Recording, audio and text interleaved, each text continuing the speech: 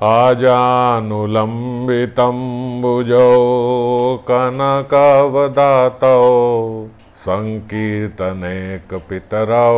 कमलायताक्षौ विश्वम्भरो द्विजवरो युगधर्मपालौ वन्दे जगत्प्रियकरौ करुणावतारौ नमस्त्रिकाल सत्याय जगन्नाथ सुताय च सभृत्याय सपुत्राय सकलत्राय ते नमः। ॐ अज्ञानतिमिरन्धस्य ज्ञानाञ्जनशलाकया चक्षुरुन्मीलितं येन तस्मै श्रीगुरुवे नमः। श्रीगौरङ्ग नित्यानन्द श्री अद्वैतचन्द्र गदाधर श्रीवासादि गौरभक्तवृन्दा वाञ्छाकल्पतरुभ्यश्च कृपा सिन्धुभय एव च पतितानां पावनेभ्यो वैष्णवेभ्यो नमो नमः। हरे कृष्णा कृष्णा कृष्णा हरे हरे हरे राम राम राम हरे हरे। तो श्रीमन महाप्रभु की दिव्य लीलाओं का चिंतन हम लोग श्री चैतन्य भागवत के माध्यम से कर रहे हैं और श्री निताई गौर की महती कृपा के कारण हम श्री भगवान की उन लीलाओं का चिंतन कर पा रहे हैं, उनको समझ पा रहे हैं और उनसे जो श्रीमन महाप्रभु जीव को समझाना चाहते हैं, श्री गुरु कृपा से, संत कृपा से हम लोग उनकी लीलाओं से वो बात, उनका वो गूढ़ तत्व भी जो वो सिखाने के लिए आए थे वो समझ पा रहे हैं। श्रीमन महाप्रभु के प्रिय भक्त, श्रीमन महाप्रभु के प्रिय दास श्रीधर पे श्रीमन महाप्रभु ने जो कृपा करी उसको देख के बोलते समस्त देवतागण भी जो हैं उन्होंने ऊपर से पुष्पों की वर्षा करी। और ये तो कोई जानता नहीं है कि उस समय नदियाँ में कैसी प्रेम की बाढ़ आई, कोई नहीं जानता कितने द्वीप उस समय वहाँ पे जो दीपक थे, जो मशालें थी, वो कितने द्वीप, कितनी मशालें वहाँ आ गई, किस प्रकार से वहाँ 10 लाख लोग एकत्रित हो गया, किस प्रकार वो 10 लाख की भीड़ चांद काजी के घर तो पहुँची, चांद काजी के बाद श्रीधर भक्त के घर भी पहुँच गई, कोला बेचा श्रीधर के घर भी, कैसे वो 10 लाख की भीड़ भी सारे श्रीधर के घर जो श्रीमन महाप्रभु ने लीला करी वो उसको देख पाए। सब के सब भक्त कैसे उनकी एक छोटी सी कुटिया को घेर के आसपास समा पाए, ये सब कोई जानता नहीं है, ना कोई जान सकता है। ये अचिंत्य लीला श्रीमन महाप्रभु की। नहीं तो हम कल्पना करें ऐसे श्रीधर जिनके घर में केवल 1 लोटा था, उनकी कितनी छोटी सी कुटिया रही होगी, और उस छोटी सी कुटिया में वो लीला देखने के लिए अगर 10 लाख क्या, अगर 10,000 भी नहीं, 100-150 व्यक्ति भी एकत्रित हो जाए तो शायद उसके आसपास भीड़ लग जाएगी और सब आगे देख नहीं पाएंगे कि क्या हो रहा है। पर 10 लाख भक्त एकत्रित हैं और सबके सब उस लीला का आनंद ले रहे हैं, सबके अश्रु बहने लगे। बोलते भक्त जो हैं वो ईश्वर के समान ही होते हैं। जिस प्रकार ईश्वर की सृष्टि, ईश्वर की जो लोक हैं वो अपना विस्तार कर लेती हैं, उसी प्रकार भक्तों के भी जो गृह हैं वो विस्तार कर लेते हैं। उसी प्रकार श्रीवास आंगन भी अपना विस्तार कर लेता था। उसी प्रकार आज श्रीधर का भी घर ने इतना विस्तार कर लिया कि सब लोग वहाँ पे समा पाएँ और देख पाए। तो भक्त के निकट भगवान सदा अपनी, हालांकि भगवान हर जगह विजयी हैं भगवान, लेकिन भक्त के समक्ष तो भगवान भी अपनी पराजय चाहते हैं। भक्त के समक्ष वही भक्त है। भक्त कौन है? जहाँ भगवान अपनी पराजय चाहें, जहाँ भगवान चाहते हैं कि मैं हार जाऊं, उसको भक्त कहते हैं। अनंत ब्रह्मांडों में जितनी भी स्तुतियों के समूह हैं, भक्त नाम मात्र से जो स्तुति होती है, जितनी भी आज तक सारी स्तुतियां हुई हैं इस ब्रह्मांड में, वो सारी स्तुतियों का अगर एक साथ एकत्रित कर लिए जाए तो बोलते भक्त नाम मात्र में जो स्तुति है उसका एक अंश भी कोई नहीं है। केवल भक्त नाम में केवल ये कह दिया जाए ये तो हरि का भक्त है, बस ये भक्त कह दिया जाए।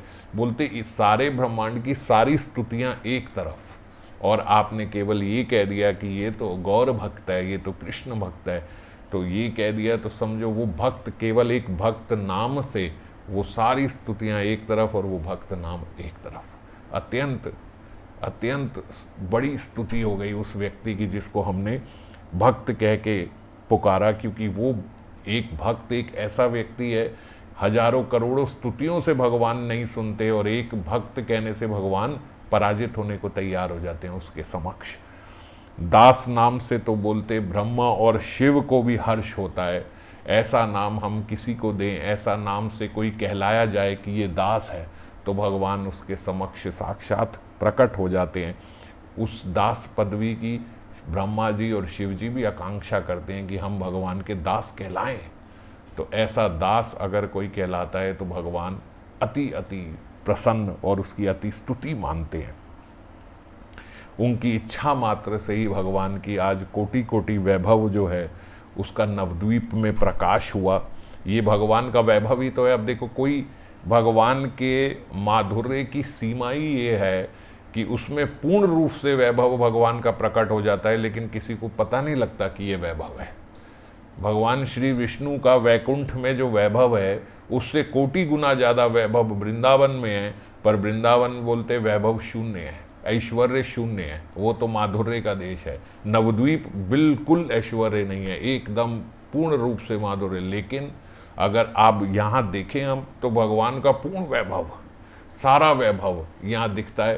पर यहाँ क्यों वैभव शून्य बोला जाता है, क्यों बोला जाता है ये ऐश्वर्य शून्य है? क्योंकि यहाँ ऐश्वर्य प्रकाशित नहीं होता। यहाँ भगवान का जो माधुर्य है वो माधुर्य ने ऐश्वर्य को आच्छादित किया हुआ है। अगर ऐश्वर्य सूर्य समान है तो माधुर्य जो है वो कोटि सूर्य समान है, जिसने उसको आच्छादित कर लिया। वो नज़र नहीं आता, वो पता नहीं लगता कि अच्छा ये भगवान का ये ऐश्वर्य हुआ। हम कभी इतनी लीलाएं सुन के पढ़ के जान नहीं पाएंगे कितना ऐश्वर्य हो गया होगा जब 10 लाख व्यक्ति एकत्रित हो गया होगा और 10 लाख के 10 लाख व्यक्ति को बीच में क्या हो रहा है वो सब नजर आ रहा है। सब भक्त, ये चैतन्य भागवत में स्पष्ट रूप में लिखा है कि सब भक्त श्रीमन महाप्रभु को साक्षात देख पा रहे थे। ये कैसे हो रहा था? ये कैसे हो रहा है कि 10 लाख व्यक्ति इकट्ठा है और सब श्रीमन महाप्रभु को? ये भगवान का ऐश्वर्य है। पर वो ऐश्वर्य ऐसे आच्छादित है कि उस समय पता ही नहीं लग रहा कि ये ऐश्वर्य दिखा रहे हैं भगवान अपना, कि ये भगवान है, ऐसा पता ही नहीं लग रहा। न जाने कितने कितने द्वीप उस समय, कितने कितने दिए उस समय जल रहे थे, प्रकाशित हो रहे थे। न जाने कितने कितने पुष्पों की वर्षा हो रही थी श्रीमन महाप्रभु की इस लीला को देख के। किसने उस घर में, इतने सारे घरों में महाप्रभु के स्वागत के लिए केले के वृक्ष लग गए। कहाँ से आ गए केले के वृक्ष अचानक से जो घर के बाहर लग गए? किसने गाया, किसने इतनी जोर की गाया कि 10 लाख व्यक्ति सुन पाया? कैसे हो सकता है ये? आज बड़े से बड़ा सिस्टम लगा दो तो इतना बड़ा सिस्टम नहीं आएगा कि 10 लाख व्यक्ति को हम एड्रेस कर रहे हैं। इतना बड़ा सिस्टम आया, कैसे आया? ये किसने गाया कि इतनी सारी भीड़ सुन पाई? किसने? हमने तो बात करी थी ये चैतन्य भागवत में लिखा था कि केवल 14 खोल बज रहे थे, केवल 51 करतालें बची थी। क्या 14 खोल और 51 करतालें 10 लाख व्यक्ति के लिए पर्याप्त है? नहीं है। तो कितने खोल बजे होंगे, कितनी करताल बजी होगी? और 10 लाख की भीड़ में सबने एक साथ हरि नाम संकीर्तन किया होगा। कैसे हुआ ये? यहाँ 100 लोग इकट्ठे हो जाएं तो हम कीर्तन में देखते हैं कोई आगे गा रहा है, कोई पीछे गा रहा है, कोई धुन में नहीं गा रहा, समझ में नहीं आ रहा। लोग बोलते पीछे आवाज़ नहीं आ रही। वहाँ 10 लाख व्यक्ति में किसने गाया, किसने बजाया, किसने इतने सारी पुष्प वर्षा करी कि 10 लाख के 10 लाख पे पुष्प वर्षा हो रही है? इतने पुष्प कहाँ से आए? इतनी ऊंचाई कहाँ से आई जहाँ पे जाके लोगों ने ये पुष्प की वर्षा करी इतने सब लोगों पे एक साथ? कोई इसको जान नहीं सकता। ये प्रभु की लीला है, ये प्रभु की शक्ति है। और उसके बाद जब श्रीमन महाप्रभु ने जल पिया तो बोलते ना जाने कहाँ से तो उस समय सर्वत्र प्रेम का विस्तार हो गया। जी, जैसे ही ये जल पीने की लीला हुई सर्वत्र प्रेम का विस्तार हो गया। सबके अश्रु बहने लगे, सबके अश्रु बहने लगे, सब ऐसे प्रेम में विहल हो गए। कीजल करिल पान त्रिदेशर राय, नाचे श्रीधर कांदे राय। हाय हाय, जो श्रीधर है वो हाय हाय करके रोने लगे, हे प्रभु ये आप क्या कर रहे हो, ये आप कैसा जल पी रहे हो, ये आपके उपयुक्त नहीं है, ऐसा नहीं पीना चाहिए। पर जल पान के द्वारा श्रीधर पर अनुग्रह करके श्री गौरांग आगे नगर की ओर बढ़े। जब ये लीला हुई इसके बाद श्रीधर भी साथ में चले श्रीमन महाप्रभु के, और फिर ये करते करते नृत्य करते करते आगे श्रीमन महाप्रभु नगर में आ गए। उस दिन वो नगर में जब आए, उस रात्रि, ये रात्रि का सीन है ना, शाम को निकले थे चांद काजी के यहाँ, शाम को चांद काजी के यहाँ गए, फिर चांद, इसीलिए मैं बार बार दिए बोल रहा हूँ कि इतने सारे दिए जग गए, ऐसा प्रतीत हुआ मानो दिन ही है, ऐसा प्रतीत हो रहा था जैसे दिन ही है, किसी को पता ही नहीं है कि ये रात्रि है, जबकि वो रात्रि का समय था। शाम के संध्या समय तो निकले थे चांद काजी के घर के लिए, फिर चांद काजी के घर से जाके श्रीधर के घर गए, और श्रीधर के घर तो पहले ही बताया था श्रीधर सोते नहीं थे, हरि नाम संकीर्तन कर रहे थे श्रीधर बैठे हुए, तो वहां श्रीधर के घर गए, वहां ये जल वाली लीला हुई। ये मध्य रात्रि लीला हो रही है, किसी को नहीं पता कि ये रात्रि है, ये किसी को पता नहीं चल रहा। इतने दिए जग रहे हैं, इतनी मशालें जल रही हैं, ऐसा लग रहा है दिन ही है। तो ये करने के बाद, ये सारी लीला करने के बाद, इतना लंबा 10 लाख लोगों को लेके हम 30-40 लोगों को लेके बाहर जाते हैं, तो ऐसा होता है कि कहीं से निकलने लगे तो घंटा लग गया 30 लोगों को सबको एकत्रित होने में, इकट्ठा होने में। 10 लाख व्यक्ति को महाप्रभु लेके जा रहे हैं।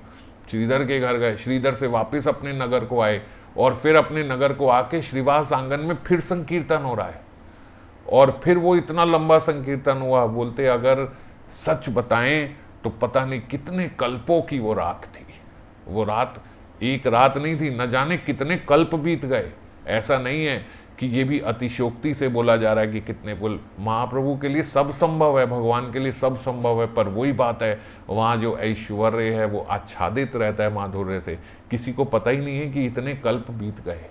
नहीं तो इतनी छोटी रात थोड़ी, इतनी लंबी रात कि कहीं कहीं कल्प चले गए, और वो संकीर्तन हुए जा रहा है, लोगों को पता ही नहीं है कि कितने कल्प बीत गए। जैसे हम उनका सुनते हैं ना, जो रेवती जी के पिताजी थे, तो रेवती जी के लिए बड़े सारे रिश्ते आए, ये सब कि इनसे विवाह करें, इनसे विवाह करें। तो रेवती जी जो हैं, उनके पिता भक्त थे, तो काफ़ी ऊपर तक अप्रोच थी, ऊपर तक मतलब ब्रह्मलोक तक जा सकते थे। तो रेवती के जो पिता थे, उन्होंने कहा कि भाई इतने सारे रिश्ते आ रहे हैं, मैं क्या सेलेक्ट करूंगा, जाके ब्रह्मा जी से ही पूछ लेता हूँ कि भाई कौन सा उचित वर रहेगा, वो ही बता देंगे। तो बोलते रेवती के पिता ऊपर ब्रह्मलोक में पहुँच गए, और जब ब्रह्मलोक में गए तो ब्रह्मा जी के वहाँ गंधर्वों का नृत्य हो रहा था। वो गंधर्वों का नृत्य, जो वहाँ गंधर्व नृत्य करते हैं तो भगवान की लीलाओं का ही गान करते हैं, वेदों का ही गान करते हैं, ब्रह्मा जी को सुनाते हैं। यहाँ की तरह एंटरटेनमेंट वाला संगीत नृत्य नहीं होता था। तो वो गंधर्व लोग वहाँ उस समय ब्रह्मा जी की सभा में नृत्य कर रहे थे। ऐसे समझो कि जैसे आधे घंटे का नृत्य था, आधे घंटे की वो लीला गान था। तो रेवती के जो पिताजी थे वो वहाँ जाके बैठ गए कि ये ख़त्म हो तो फिर ब्रह्मा जी से बात करता हूँ। आधा घंटा नृत्य चला, वो ख़त्म हुआ, ब्रह्मा जी से बात करने के लिए उन्होंने बोला, ब्रह्मा जी ऐसे ऐसे इनका रिश्ता आया, इस राजा के यहाँ से आया, यहाँ से आया, आप जरा बताएंगे कि मैं अपनी पुत्री का किससे विवाह करूँ। ब्रह्मा जी बोलते, अरे किसके लिए पूछ रहे हो, तुम यहाँ पे जब से आए हो उसके बाद तो वो नहीं, उनके वंशों के वंश खत्म हो गए, सब खत्म हो गया। बोलते क्या मतलब। बोलते अरे तुम एक सुई को गुलाब के पत्ते में भेदन करने का जितना समय लगेगा उतने में तो वहाँ 100 वर्ष बीत जाते हैं। आप यहाँ पे आके ये गंधर्वों का नृत्य देख रहे हो, आते करो, वहाँ कई कल्प बीत गए भाई। तो अब बोलते अब तो वो खत्म हो गया, द्वापर हो तो युग बदल गया वहाँ पे। तो वहाँ सॉरी द्वापर नहीं, वहाँ पे ये त्रेता खत्म हो गया, अब तो वहाँ पे कल द्वापर आ गया। अच्छा द्वापर आ गया। बोले हाँ, अब भगवान कृष्ण और बलराम की वहाँ लीला चल रही है, तो बलराम जी के साथ जाके इनका विवाह कर दो। अच्छा, तो जब नीचे गए तो उनके साथ के सब खत्म, सब कुछ खत्म हो चुका, वो तो युग खत्म हो गया उनका पूरा। तो इस प्रकार से श्रीमन महाप्रभु ने भी जो यहाँ लीला करी, बोलते एक रात्रि में तो कई कल्प बीत गए, पर नवद्वीप वैसे का वैसा ही सब कुछ चल रहा है यहाँ पे जो कई कल्पों की रात्रि हुई वो ऐसा नहीं है कि आगे बाहर वाले सब बूढ़े हो गए और ये वाले सब रह गए। कई कल्पों मतलब वो समय वहाँ रुक गया, वो समय रुक गया, वो रात्रि चलती जा रही और समय रुक गया। अगर समय चलता तो कई कल्प बीत जाते। इस प्रकार इतनी लंबी रात्रि वहाँ पे जो आनंद हो रहा है। तो ये सब श्रीमन महाप्रभु की इस प्रकार से नवद्वीप में लीलाएं चल रही हैं। इसीलिए इन लीलाओं को दिव्य लीले, अचिंत्य लीलाएं बताई जाती हैं, जिसका हम लोग कल्पना भी नहीं कर सकते। नित्यानंद प्रभु जो हैं प्रधान सेवक श्रीमन महाप्रभु के कहलाते थे, और नित्यानंद प्रभु जैसे रोज श्रीमन महाप्रभु ने उनको सेवा दी थी कि आप जाके प्रचार किया करो, घर घर जाया करो। तो नित्यानंद प्रभु और हरिदास प्रभु की रोज यही एक अपना दिन की यही शैली रहती उनकी कि वो रोज सुबह निकलते और प्रचार कार्य के लिए घर घर जाके लोगों को बोलते भाई हरि बोल, सबको बोलते भाई हरि बोल। यहाँ पे बोलते ऐसा बताया गया कि नित्यानंद प्रभु भिक्षा करते थे नाम की। लोग उनके लिए खाद्य पदार्थ लेके आते, बोलते नहीं भैया, हम तो नाम की भिक्षा करने आए हैं, नाम की भिक्षा दे दो। पर असल में अगर हम देखें तो श्रीमन नित्यानंद प्रभु ने कोई नाम की भिक्षा थोड़े ना करी है। श्रीमन नित्यानंद प्रभु ने तो पाप की भिक्षा करी है। उन्होंने घर घर जाके नाम थोड़े ना लिया है, नाम तो दिया है। भिक्षा करना किसको कहते हैं? जो चीज़ मांगी जाए। हम खाद्य पदार्थ जाके मांगते हैं तो बोलते हैं इसकी भिक्षा करी, दाल चावल की भिक्षा करी, पर दाल चावल की नाम की भिक्षा थोड़े ना करी। बोलने में आता है नाम की भिक्षा, पर असल में तो पाप की भिक्षा करी। घर घर में जा रहे हैं और सबके जाके पाप ले रहे हैं, सबके पाप लेके उनको क्या दे रहे हैं? बदले में हरि नाम दे रहे हैं।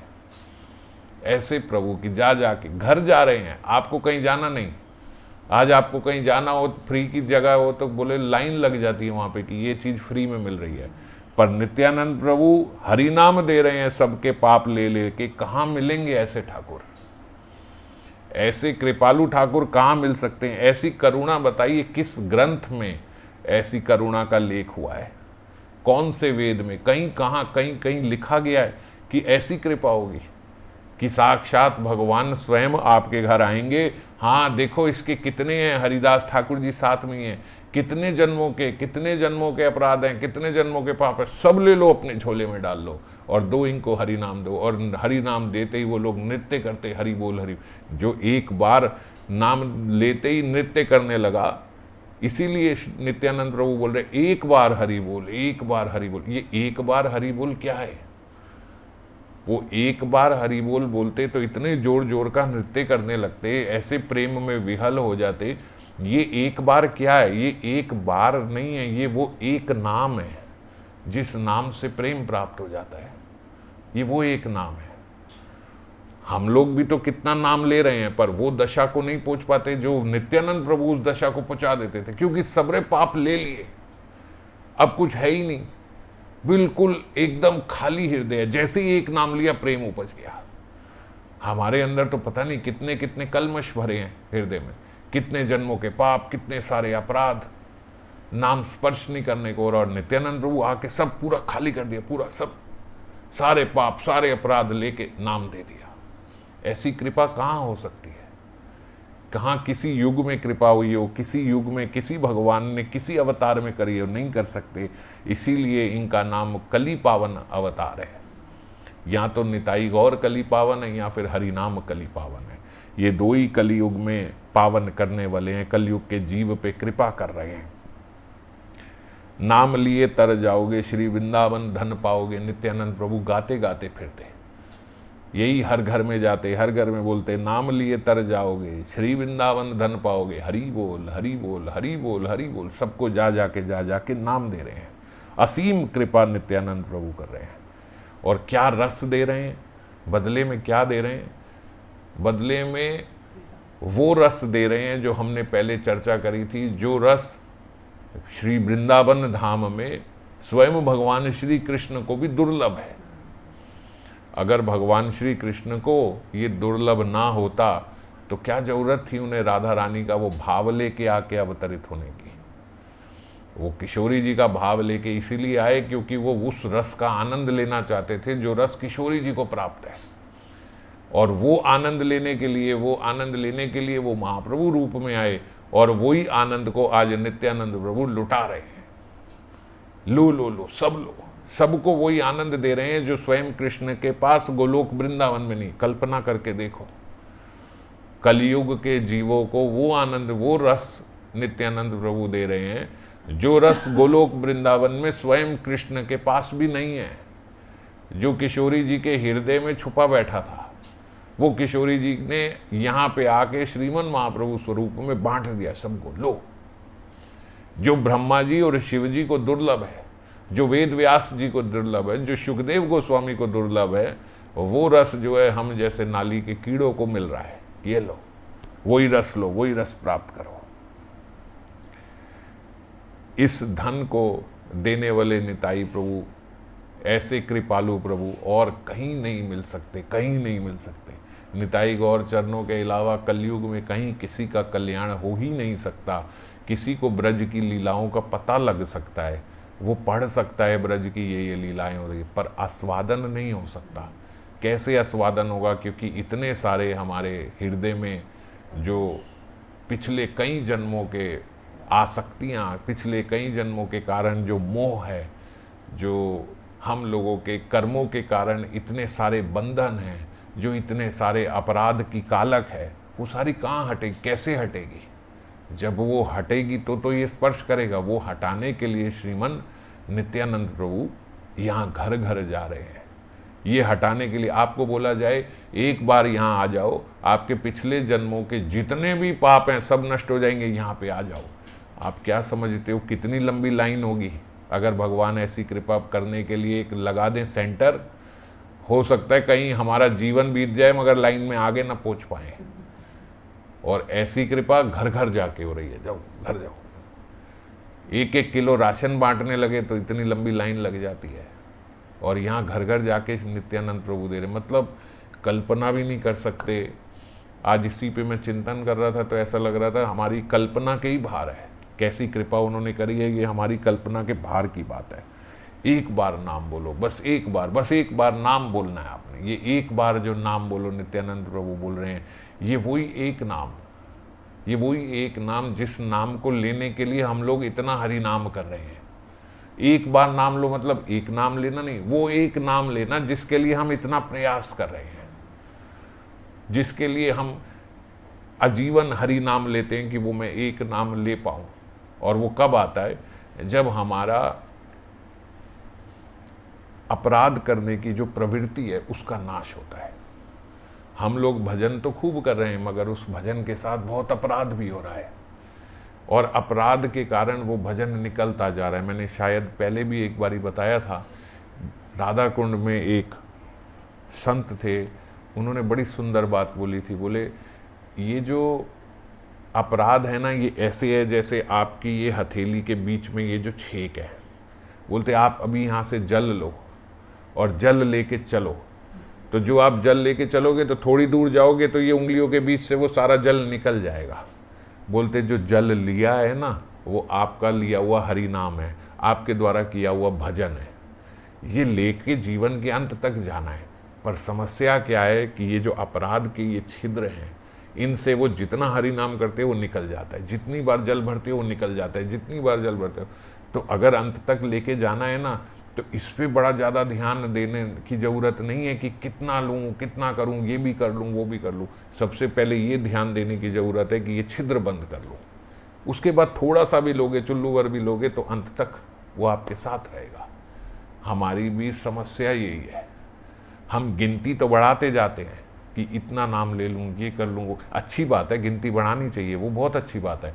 पर उसके साथ साथ इसके लिए भी बड़ा सावधान रहना चाहिए कि जो मैं गिनती बढ़ा रहा हूँ, जो मैं भजन का अपना समय बढ़ा रहा हूँ, ये भजन का समय हम क्यों बढ़ाते हैं? ताकि मेरे से असाधन ना हो।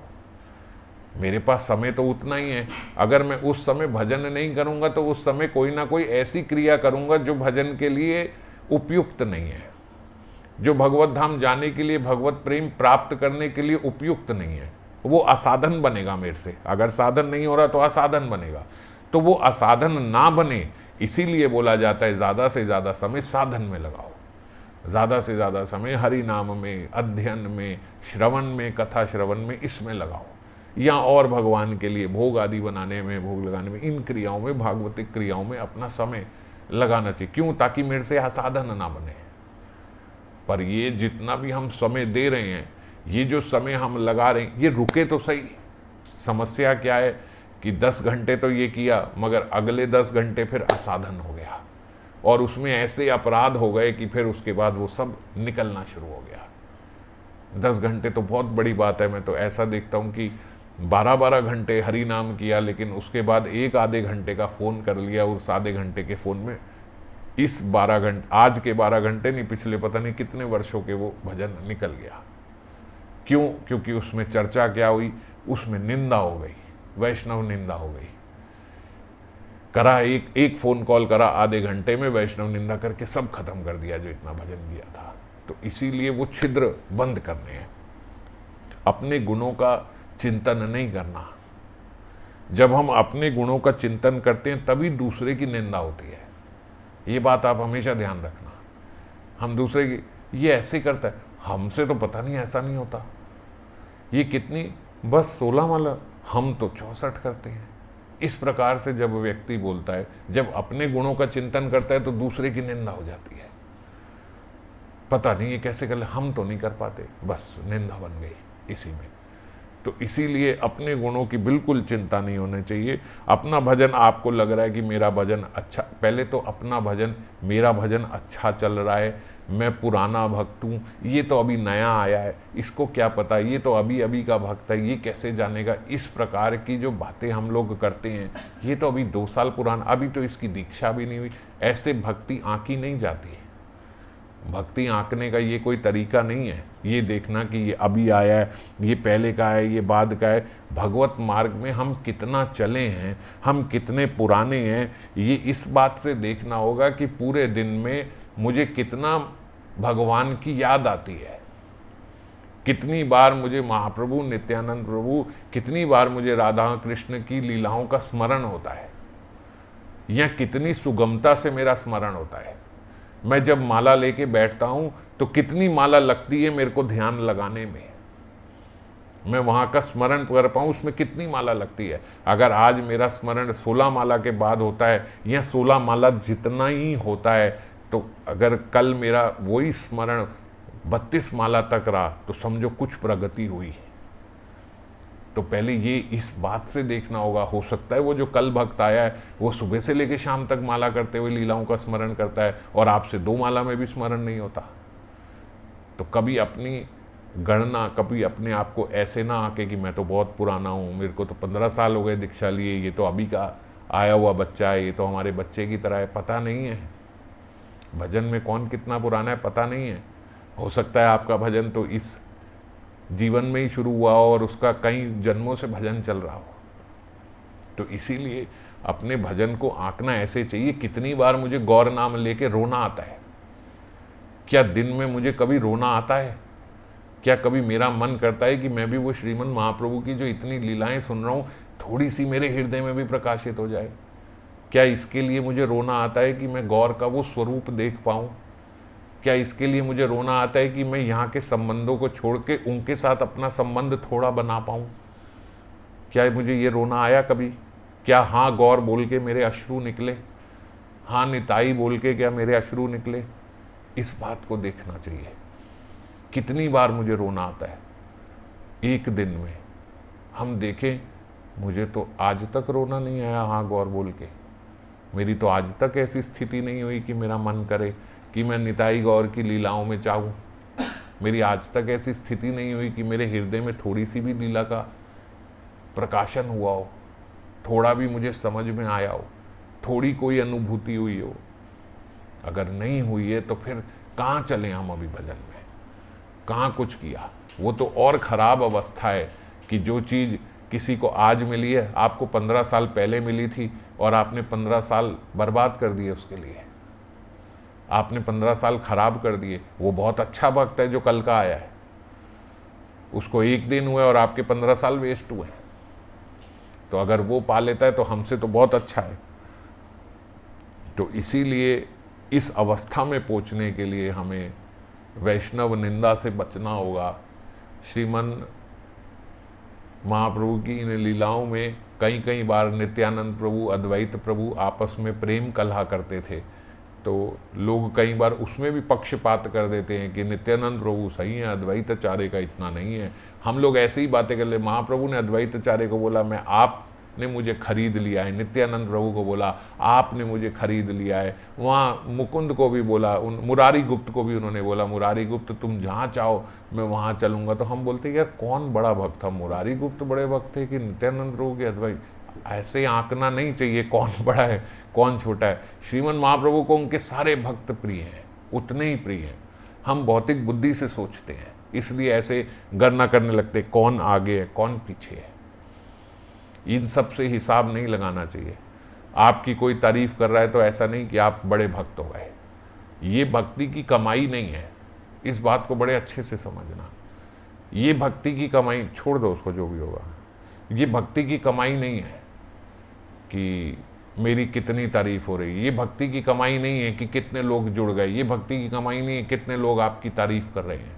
ये कमाई नहीं, ये बाधा है, ये बाधा है। अगर आपका भजन अच्छे से चल रहा है तो दो रूप से बाधा आएंगी। या तो बड़ी प्रतिकूल अवस्था हो जाएगी, बुरा हो गया, लोग बुरा बोलने लगे, लोग आप किसी ने आपकी कहीं इंसल्ट कर दी, बेइज्जती कर दी, किसी ने गाली दे दी, कुछ कर दिया, ये प्रतिकूल अवस्था है।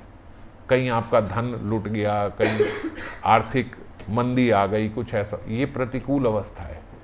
और अनुकूल अवस्था क्या है कि आपकी किसी ने बड़ी तारीफ कर दी, आपकी जय जयकार होने लगी, सब लोग आसपास आप ही को अच्छा बोलने लगे, सब लोग आपकी तारीफ, ये भी बाधा है। देखो कूल है, कूल, अनुकूल, प्रति, ये कूल क्या होते हैं, इनको किनारों को भी बोला जाता है। तो नदी के दो किनारे, दोनों किनारे हैं, एक अनुकूल किनारा है, एक किनारा प्रतिकूल है। और हमें कहाँ रहना है? हमें प्रेम की नदी में बहना है। जिसको प्रेम की नदी में बहना है उसको कहाँ होना पड़ेगा? नदी के बीच में होना पड़ेगा, तभी तो बहेगा। अगर किनारों पे रहेगा तो बहेगा नहीं। तो अनुकूल के किनारे पे रहे या प्रतिकूल के किनारे पे रहे तो प्रेम में बह नहीं पाओगे। प्रेम में बहने के लिए बीच में आना पड़ेगा। तो दोनों से बचना होगा, कीर्ति से भी बचना होगा, निंदा से भी बचना होगा, और किसी की निंदा हमसे ना हो पाए। किसी की निंदा नहीं, कोई कुछ भी, सब हमारे लिए सब पूजनीय है। जैसे मैंने बताया कि जो भगवान का भक्त है, जो भगवान का दास कहला रहा है, वो हमारे लिए पूजनीय है। ये जो दुर्वासा मुनि कोटि के भक्त हैं, उनसे जब वैष्णव अपराध हो गया, वो भगवान ने क्षमा नहीं किया, तो आप और हम तो किस खेत की मूली है? दुर्वासा मुनि और अम्बरीश महाराज की सब लोग कथा जानते हैं। तो दुर्वासा मुनि ने जब अम्बरीश महाराज के प्रति अपराध कर दिया तो दुर्वासा मुनि नहीं बच पाए वैष्णव अपराध से, वो ऊपर तक चले गए। हम लोगों की तो उतनी क्षमता नहीं है, पर दुर्वासा मुनि किस कोटि के भक्त थे? ब्रह्मलोक, शिवलोक, विष्णु के पास पहुंच गए, और वहां जाके भी क्या जवाब मिला? भाई हम नहीं कर सकते, हमारा डिपार्टमेंट नहीं है। ये वैष्णव अपराध क्षमा करने का डिपार्टमेंट भगवान के पास भी नहीं है, भगवान ने रखा नहीं अपने पास, ये मेरे पास नहीं है। हर काम को करने के लिए हर व्यक्ति जहां तक ऊपर अप्रोच लगा सकता है वहां तक लगाता है। ब्रह्मलोक तक लगाई, नई बात बनी, शिवलोक तक लगाई, नई बात बनी, सबसे ऊपर विष्णु लोक में चले गए, वहां भी बात नहीं बनी। कहाँ बात बनी? वहीं जहां से शुरू हुए थे अम्बरीश महाराज से, वापस वहीं आए, वहीं क्षमा मांगनी पड़ी। तो वैष्णव अपराध वैष्णवों के प्रति जब हुआ जाता है, वैष्णव ही क्षमा कर सकते, भगवान नहीं कर सकते। सौबरी मुनि की हम लोग कथा सुनते हैं, किस कोटि के भक्त थे। सौबरी मुनि के प्रति, सौबरी मुनि ने गरुड़ जी के प्रति अपराध कर दिया। गरुड़ जी आए, मछली खा रहे थे, अब गरुड़ जी का भोजन है मछली। सौबरी मुनि ने कहा देखो भगवान, इनको अपनी सवारी बनाए रखते हैं, ये यहाँ के मच्छी खा रहे हैं, जीव हत्या कर रहे हैं, ये देखो गरुड़ जी क्या है यार, ये क्या गरुड़ जी यहाँ पे ये सब कार्य करे, भगवान की सवारी हो आप, ऐसा सोच लिया। जब ऐसा सोच लिया तो वही मछलियों के कारण उन्होंने मछलियों को आपस में संभोग करते देख लिया, उससे हृदय में काम। कौन थे सौबरी मुनि? जो नीचे बैठ के, पानी के नीचे, पानी की सतह में बैठ के भजन कर रहे हैं। इस कोटि के भक्त थे, समझ गए। एक नदी के नीचे घुस के, वहां तालाब में नीचे घुस के, पानी के अंदर बैठ के समाधि लगा के भजन कर रहे हैं। उन्होंने मछलियों को देख लिया, उससे काम हृदय में हुआ और उसके बाद 50 विवाह हुए सौबरी मुनि के। तो किस कोटि का भक्त? एक गरुड़ जी के प्रति, वैष्णव के प्रति, भगवान की सवारी है, परम वैष्णव है, वैष्णव के प्रति अपराध कर दिया। इससे पता लगता है कि अगर आपको कोई ऐसी क्रिया भी दिख रही है जो आपको लगता है कि वैष्णव को नहीं करनी चाहिए, तब भी समझना चाहिए भगवान का दास है, भगवान का भक्त है, भगवान के वैष्णव, भगवान देखेंगे, भगवान ही हृदय में प्रेरणा देंगे, या भगवान ही उनसे ये क्रिया करा रहे होंगे अपनी किसी लीला के लिए। हमें क्या करना है? हमसे किसी भी प्रकार से कोई निंदा ना बन पाए, कोई निंदा ना बन पाए, बड़ा सावधान रह के हमें चलना होगा।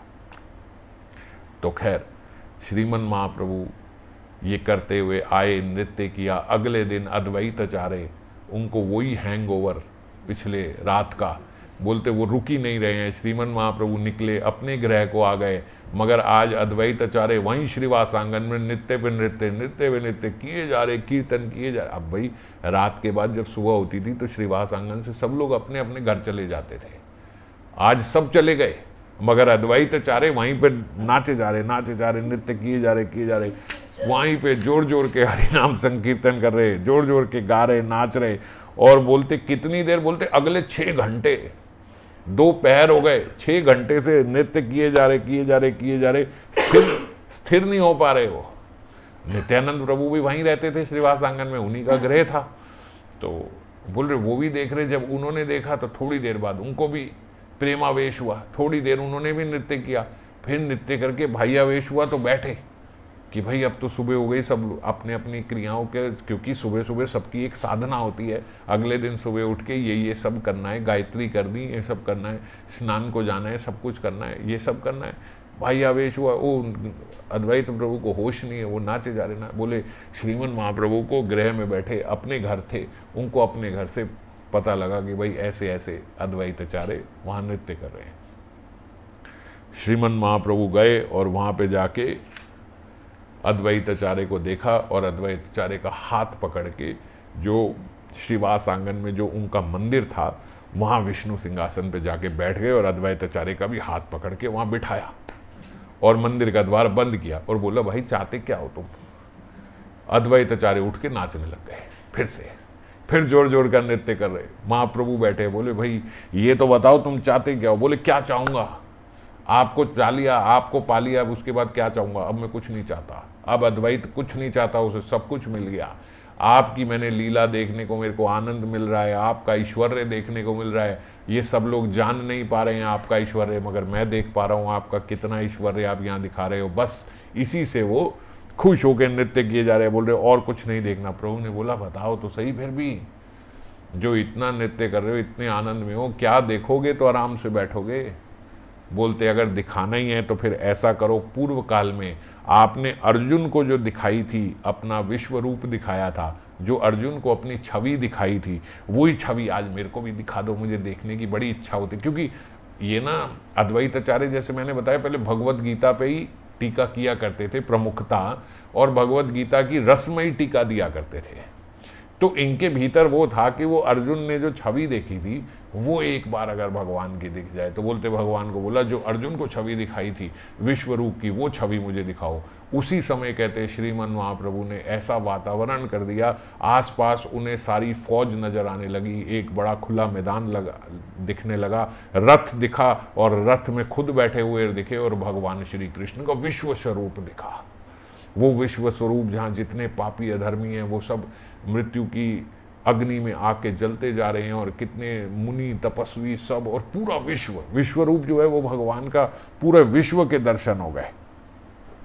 जब इस प्रकार से भगवान की कृपा से उन्होंने भगवान के विश्व रूप के दर्शन किए, तो बोलते नित्यानंद प्रभु को भी भार आभास हुआ कि भाई कुछ तो चल रहा है अंदर बड़ा, क्योंकि अब अलग अलग सी अजीब अजीब सी आवाज़ें आने लगीं। जब ऐसा देखा, नित्यानंद प्रभु द्वार पे आए, उसी समय कहते भगवान की कृपा से वो द्वार मंदिर के खुल गए। नित्यानंद प्रभु का भी हाथ पकड़ के महाप्रभु ने अंदर कर लिया और नित्यानंद प्रभु ने भी भगवान के फिर उस स्वरूप का बोलते हो तो ये श्रीवास आंगन में राय, पर भगवान के इस स्वरूप के दर्शक केवल 2 ही थे उस समय, अद्वैताचार्य और नित्यानंद प्रभु। केवल इन्होंने भगवान के उस रूप के दर्शन किए जो अर्जुन ने भगवान के विश्व रूप के दर्शन करे थे।